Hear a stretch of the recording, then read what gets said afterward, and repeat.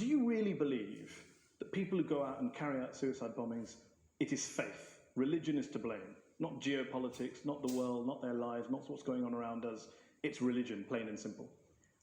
Not always. It's not in the case of the Tamil Tigers, for example, but I think in a great majority of cases it is, and I think it certainly makes it a hell of a lot easier.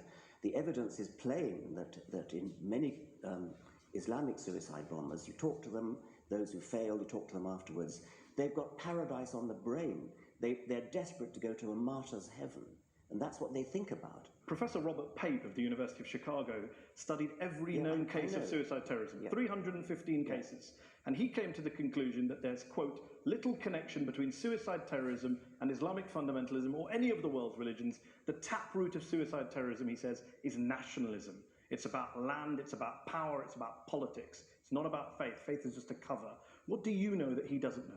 Well, I've seen other evidence. There are different people say different things. I've seen plenty of testimonies of suicide bombers who have said precisely that they do it because they want a martyr's paradise. Do you include the 7/7 bombers in that case as well?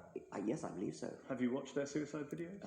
I'm not sure that I have, no. They talk about Afghanistan, they talk about Iraq, they talk about crusades, they talk about war between the West and the Muslim world, they talk about invading armies. I mean, there's a lot of real world stuff in there. I'm not saying, of course not, that faith doesn't play a role, but I'm just interested in this idea that you think faith is the issue. You said in a very famous column you wrote 4 days after 9/11 that this came from religion. There are enormously good reasons for people to take political action, and this we see in Northern Ireland, we see it in Afghanistan, we see it in Sri Lanka, where the Tamil Tigers operated.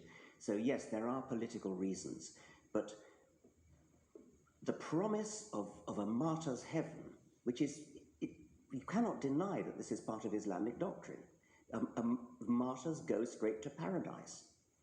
Yes, but not terrorists, not murderers, not criminals. Well, they believe that because they're told it by their imams. But then what about the majority of the world's Muslim clerics and ulama who came out and condemned 9/11 straight after? I'm delighted they did, but they were pretty quiet about it. What about the argument that says human beings are prone to violence, they're prone to carrying out crimes against their fellow man? You can blame religion, you can blame politics, you can blame economics, lots of factors, lots of excuses. What I don't get is, why do you only focus on religion? For fairness, why don't you also isolate the other factors?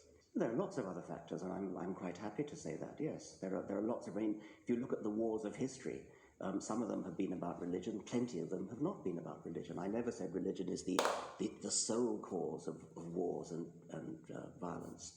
You may not have said that, but you would accept that the new atheists, people like Sam Harris, the late Christopher Hitchens, have blamed a lot of history's wars on God and religion, and you make a similar suggestion in The God Delusion. Yeah, I would blame a lot of history's wars, but the most terrible wars in history, the two major wars of the 20th century, are nothing to do with religion.